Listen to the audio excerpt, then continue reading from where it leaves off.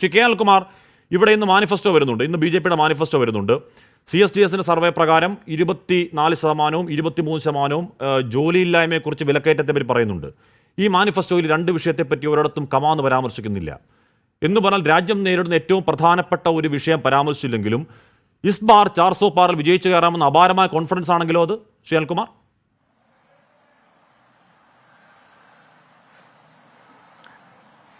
നരേന്ദ്രമോദിയുടെ 400-നകത്ത് കേരളത്തിൽ നിന്ന് 2 അക്കമുണ്ട്. 10.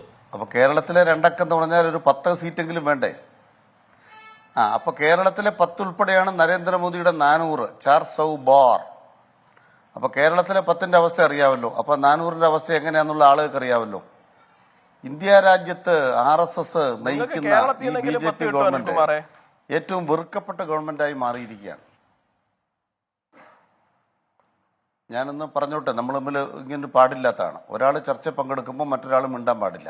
അതാണ് എൻ്റെ രീതി. അപ്പം ഞാൻ പറഞ്ഞു വരുന്നത്, 400 ബാർ എന്ന് പറയുന്ന നരേന്ദ്രമോദി ഇന്ത്യ രാജ്യത്തെ ഏറ്റവും വെറുക്കപ്പെട്ടൊരു പ്രധാനമന്ത്രിയായി തീർന്നിരിക്കുകയാണ്. അദ്ദേഹം തുറന്നു കാട്ടപ്പെട്ടത് ഏറ്റവും പ്രധാനമായി ഇലക്ട്രൽ ബോണ്ട് അഴിമതിയിലാണ്. നിങ്ങൾ അഴിമതി നടത്താൻ വേണ്ടി പാർലമെന്റിൽ നിയമങ്ങൾ വ്യാജമായി കൊണ്ടുവരിക, അഴിമതി നടത്താൻ വേണ്ടി തെറ്റായ കാര്യങ്ങൾ ചെയ്യുക.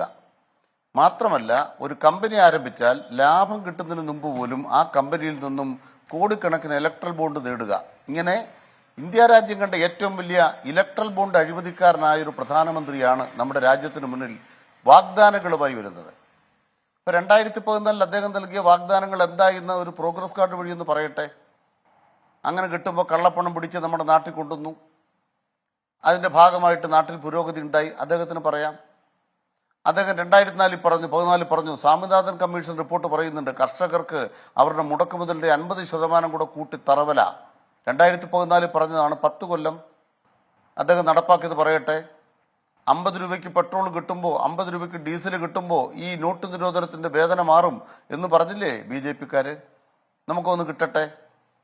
BJP-യുടെ ഗവൺമെന്റ് അല്ലേ ഇന്ത്യ രാജ്യത്ത് ഏറ്റവും വലിയ നികുതിക്കൊള്ള നടത്തി ഈ പെട്രോളിന്റെയും ഡീസലിന്റെയും എത്ര കോടി രൂപയാണ് നിങ്ങൾ വാങ്ങിയെടുത്തത്? ഇന്ന് നരേന്ദ്രമോദി പറയുന്നത് 4 തൂണുകളാണ് ഞങ്ങളുടെ പ്രകടന പത്രിക. BJP-യുടെ 4 തൂണുകൾ. യഥാർത്ഥത്തിൽ BJP-യുടെ തൂണുകൾ എന്ന് പറയുന്നത് 4 അല്ല, 166 ശതകോടീശ്വരന്മാർ. അവരുടെ എണ്ണം ഇപ്പൊ 252 കടന്നിരിക്കുകയാണ്. അദാനി, അംബാനി ഉൾപ്പെടെയുള്ള ശതകോടീശ്വരന്മാരുടെ എണ്ണം 252 കടന്നിരിക്കുന്നുള്ളതാണ് പുതിയ റിപ്പോർട്ട് വന്നിരിക്കുന്നത്. ഇന്ത്യ രാജ്യത്തിന്റെ പഠനം. അതിസമ്പന്നന്മാരുടെ കൂടുതൽ പണം വന്നിരിക്കുന്നു. നിങ്ങളുടെ 4 തൂണിന്റെ അവസ്ഥ നോക്കൂ. ഒരു തൂൺ തൊഴിലില്ലായ ചെറുപ്പക്കാർ. കേരളത്തിലെ ഈ ഇന്ത്യ രാജ്യത്ത് നരേന്ദ്രമോദി ഇപ്പൊ കേന്ദ്ര സർക്കാരിൽ നിയമനം നടത്തിയോ? ഈ കഴിഞ്ഞ 10 കൊല്ലത്തിനിടയിൽ മോദി നടത്തിയ ആകെ നിയമനം 1.25 ലക്ഷം നിയമനമാണ്. അതേസമയം കേന്ദ്ര സർക്കാരിന്റെ ഒഴിവെന്ന് പറയുന്നത് യഥാർത്ഥത്തിൽ 15 ലക്ഷം ഒഴിവുകളാണ് സർവീസിൽ കിടക്കുന്നത്. അപ്പൊ അതിന്റെ അർത്ഥം എന്താണ്? ചെറുപ്പക്കാരെ വഞ്ചിച്ചു. ചെറുപ്പക്കാരുടെ പെൻഷൻ പ്രായം എത്രയാക്കി? 4 കൊല്ലം. നിങ്ങൾ അഗ്നിപഥ് പദ്ധതി എന്ന് പറഞ്ഞാൽ ഹരിയാനയിലേക്ക് ഇപ്പോൾ ചെല്ലാൻ പറ്റില്ല. RSSകാർ തന്നെ പറഞ്ഞിരിക്കുകയാണ്. അഗ്നിപഥ് പദ്ധതി വന്ന 4 കൊല്ലം ചെറുപ്പക്കാരുടെ ജോലിപ്രായമാക്കി കഴിഞ്ഞാൽ അവരെല്ലാം നാളെ RSSന്റെ റിക്രൂട്ട്മെന്റ് ഏജന്റുകളാവും. ശാഖയിൽ പോയിട്ട് അവരെന്താ അടിത്തറ പഠിച്ചിട്ട് അങ്ങോട്ട് ചെല്ലുകയാണ്. സൈന്യത്തിൽ ചേർന്നവർ അവർ നാളെ എന്താ കാണിക്കാൻ പോകുന്നത്? ഇവിടെ ന്യൂനപക്ഷമായിട്ട് നടത്താൻ പോവാണ്. അതിന് RSSന്റെ ട്രെയിനിങ് കേന്ദ്രമായിട്ട് ഇന്ത്യൻ പട്ടാളത്തെ മാറ്റിയിരിക്കുകയാണ് നിങ്ങളുടെ അഗ്നിപഥ് പദ്ധതി. ആ ചെറുപ്പക്കാർ ജ്വലിച്ചു നിൽക്കുകയാണ് ഇന്ത്യ രാജ്യത്ത്. അപ്പോൾ ഒരു തൂണെന്ന് പറയുന്നത് ചെറുപ്പക്കാരാണ്.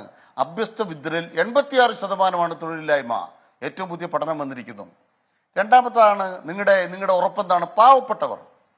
നരേന്ദ്രമോദി അധികാരത്തിൽ വരുമ്പോൾ ഇന്ത്യ പട്ടിണി സൂചികയിൽ 55 സ്ഥാനം, ഇപ്പൊ 111 സ്ഥാനമായി. ഇന്ത്യ രാജ്യത്ത് പട്ടിണിക്കാരുടെ എണ്ണം കൂടി. അതിൽ കൂടുതൽ ഹിന്ദുക്കളാണ് പട്ടിണിക്കാരായത്, ക്രിസ്ത്യാനികളും മുസ്ലിങ്ങളും അല്ല. അത് BJP-ക്ക് അഭിമാനിക്കാം. അങ്ങനെ 111 സ്ഥാനത്തേക്ക് പട്ടിണി സൂചിക തലകുത്തി ഏറ്റവും താഴെ ഇന്ത്യ നിൽക്കുന്നു. അപ്പൊ നിങ്ങളുടെ തൂണാരാണ്? രണ്ടാമത്തെ തൂണ് പാവപ്പെട്ടവരാണ്. മൂന്നാമത്തെ തൂണാരാണ്? ഈ നാട്ടിലെ ഏറ്റവും പ്രധാനപ്പെട്ട സ്ത്രീകൾ. അവരുടെ അനുഭവം എന്തായിരുന്നു? നമുക്ക് ഹാത്രസിലെ അനുഭവം എടുക്കാം, കത്തുവിലെ അനുഭവം എടുക്കാം, വേണ്ട അവസാനം നമുക്ക് സാക്ഷി മാലിക്കിന്റെ അനുഭവം എടുക്കാം, ഗുസ്തി താരങ്ങളുടെ അനുഭവം, ബിജുഭൂഷൺ. പിന്നെ മണിപ്പൂരിലെ അനുഭവം എടുക്കാം. സ്ത്രീകൾ നഗ്നരാക്കപ്പെട്ട് നമ്മുടെ മുന്നിൽ പരേഡ് ചെയ്യപ്പെട്ടൊരു കാലമുണ്ടോ? നഗ്നരായ സ്ത്രീകളെ മാനഭംഗം ചെയ്യുന്ന വിധം അവരെ പരേഡ് ചെയ്യുന്ന ഒരു ചരിത്രം ഇന്ത്യ രാജ്യത്തുണ്ടോ? എന്നിട്ട് നരേന്ദ്രമോദി ഇന്നേ വരെ മണിപ്പൂരിൽ പോയോ? ഡബിൾ എഞ്ചിൻ സർക്കാർ. അപ്പൊ നാരീശക്തി യോജന നിങ്ങളുടെ യോജന മനസ്സിലായി. എന്താണ് യോജന എന്ന് മണിപ്പൂരിൽ കണ്ടു. നാലാമത്തെ നിങ്ങളുടെ കാര്യം എന്താണ്? കർഷകർ. ആ കർഷകർക്ക് 50% കൊടുക്കാമെന്ന് 2014 വാഗ്ദാനം എന്തായി? അതുകൊണ്ട് 4 തൂണുകൾ നരേന്ദ്രമോദി സർക്കാർ പറയുന്ന, ഇന്നത്തെ പ്രകടന പത്രികയിൽ പറയുന്ന 4 തൂണുകൾ, ആ 4 തൂണുകൾ പിളർന്നു വരുന്ന നരസിംഹം, ജനരോഷത്തിന്റെ നരസിംഹാവതാരങ്ങൾ, നരേന്ദ്രമോദി എന്ന് പറയുന്ന ഹിരണ്യകശിപുവിനെ കടിച്ചു കീറുന്ന ഒരു തെരഞ്ഞെടുപ്പിന്റെ ഫലം വരാൻ പോകുന്നുവെന്ന് RSS നടത്തിയ സർവേ. RSS ആരാന്നറിയാമോ? രാജഗുരുവാണ്. പഴയ രാജഭരണകാലത്തെ രാജഗുരുവാണെന്ന് RSS. അവരാണ് മോഹൻ ഭഗവതിന്റെ നിഴലാണ്. മോഹൻ ഭഗവതിന്റെ നിഴലിൽ നിന്നുകൊണ്ടാണ് നരേന്ദ്രമോദി ഇത് ചെയ്യുന്നത്. അങ്ങനെ ഇന്ത്യ രാജ്യത്ത് RSS പറയുന്ന എത്ര നടപ്പാക്കി എന്നുള്ളതാണ് നിങ്ങളുടെ പ്രോഗ്രസ് കാർഡ്. ജനങ്ങളോട് പറഞ്ഞ വാഗ്ദാനങ്ങൾ എത്ര നടപ്പാക്കി എന്നല്ല പ്രോഗ്രസ് കാർഡ്. അതുകൊണ്ട് ജനങ്ങൾ കാണുന്നുണ്ട്, ഞങ്ങളോട് പറഞ്ഞിട്ട് ഞങ്ങളെ വഞ്ചിച്ചു. കള്ളപ്പണം പിടിക്കുന്നതോടുകൂടി ഇവിടെ ഭീകരവാദം ഇല്ലാതാകുന്നല്ലേ നിങ്ങൾ പറഞ്ഞത്? എന്നിട്ട് ഭീകരവാദം ഇല്ലാതായോ? കള്ളപ്പണം ഇല്ലാതായോ? തെരഞ്ഞെടുപ്പ് കൊണ്ട് കള്ളപ്പണമായില്ലേ? നിങ്ങൾ എന്തെല്ലാം കാര്യങ്ങളാണ് പറഞ്ഞത് അതിന് ഘടകവിരുദ്ധമായിട്ടാണ് 10 കൊല്ലം പ്രവർത്തിച്ചത്. അതുകൊണ്ട് ഘോരമായ ജനരോഷത്തിലേക്ക് എടുത്തെറിയപ്പെടുന്ന ഒരു BJP ആണ് ഇന്ത്യ കണ്ടുകൊണ്ടിരിക്കുന്നത്. അവിടെ ജനങ്ങളെ ശമിപ്പിക്കാൻ ഇപ്പൊ എന്തെങ്കിലും വാഗ്ദാനം പറയുന്നുണ്ടെങ്കിൽ ആദ്യം പറയേണ്ടതാണ് ഒരു വാക്ക് ഒറ്റ വാക്ക് പറഞ്ഞ് അവസാനിപ്പിക്കാം. നരേന്ദ്രമോദി അധികാരത്തിൽ കയറുമ്പോൾ അമ്മമാര് പാചകവാതകത്തിന് കൊടുത്തുകൊണ്ടിരുന്ന 430 രൂപയാണ്. 1200 രൂപയാക്കിയതിന്റെ ന്യായം പറയൂ. 2020 മാർച്ച് മുതൽ ഇന്നേ വരെ അക്കൗണ്ടിൽ 1 രൂപ സബ്സിഡി വന്നോ? അത്ര ഉത്തരം പറഞ്ഞാൽ മതി. പാചകവാതക സബ്സിഡി എവിടെ? ഇതിവിടുത്തെ സ്ത്രീകൾ ചോദിക്കില്ലേ? വീട്ടമ്മമാർ ചോദിക്കില്ലേ? ഇതിന് ഉത്തരവല്ലേ മോദി പറയേണ്ടത്? അതിന് നിങ്ങൾ മട്ടന്റെ കാര്യം പറഞ്ഞാൽ ഒരു കാര്യം മനസ്സിലാക്കിക്കൂടാം. ഭക്ഷണത്തെക്കുറിച്ചാണ് സംസാരിക്കുന്നത്. ആ ഭക്ഷണം എന്ന് പറഞ്ഞാൽ അത് പാചകം ചെയ്യാൻ പാചകവാതകത്തിന് വില കൂടിയതിനെ കുറിച്ചാണ് സംസാരിക്കുന്നത്. പട്ടണസൂചികൾ ചവിട്ട് താഴ്ത്തിനെ കുറിച്ചാണ് സംസാരിക്കുന്നത്.